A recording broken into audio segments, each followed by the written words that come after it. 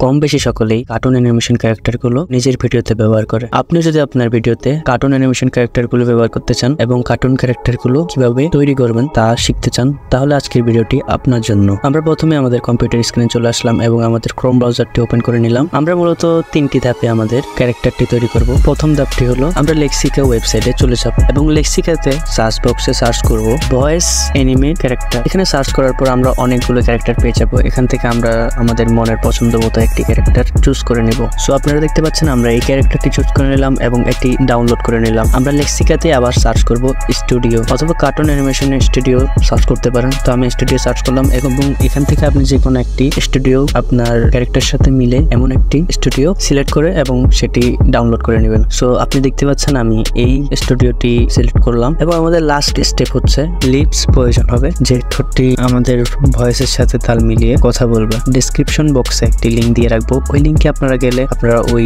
লিপসটি পেয়ে যাবেন। সব স্টেপ কমপ্লিট। এখন আমরা এগুলো সবগুলো অ্যাডজাস্ট করব। তার জন্য আপনি যদি কাইনমাস্টার ব্যবহার করেন আপনি কাইনমাস্টারে চলে যাবেন, অথবা যারা ক্যাপকাট ব্যবহার করেন ক্যাপকাটে। আমি যেহেতু কাইনমাস্টার ব্যবহার করি না, ক্যাপকাট ব্যবহার করি, তাই ক্যাপকাটে চলে গেলাম। ফাইল ইনপুট করে নিলাম এবং স্টুডিও পিছে রেখে আপনার ক্যারেক্টারটি সামনে রেখে ক্যারেক্টারটি অ্যাডজাস্ট মোতাবেক আপনার মানানসই যাতে হয় ওই হিসাবে স্টুডিওতে সেটআপ করে নেবেন। তো আমি সেটআপ করে নিলাম, দেখতে পাচ্ছেন। এবং যে লিপসটি আপনি ডেসক্রিপশন বক্সে যাওয়ার পরে পাবেন, সেই লিপসটি একদম পারফেক্টলি ঠোঁটের সাথে যাতে অ্যাডজাস্ট করে, এত বড় না এত ছোট না, ওই হিসাব করে বসিয়ে দিবেন। বসিয়ে দিবার পরে দেখতে পাচ্ছেন আমাদের সকল সেটআপ কমপ্লিট হয়েছে এবং এটি একটি প্রফেশনাল দেখাচ্ছে। তো ধরাই যাচ্ছে আমাদের কাজ কমপ্লিট। সো আপনারা দেখতে পাচ্ছেন কত সহজে আমরা আমাদের কার্টুন অ্যানিমেশন ক্যারেক্টারটি তৈরি করে নিলাম। এমন হেল্পফুল ভিডিও পেতে অবশ্যই আমাদের চ্যানেলটি সাবস্ক্রাইব করে রাখবেন এবং কমেন্টসে জানাবেন ভিডিওটি কেমন লাগলো। ধন্যবাদ।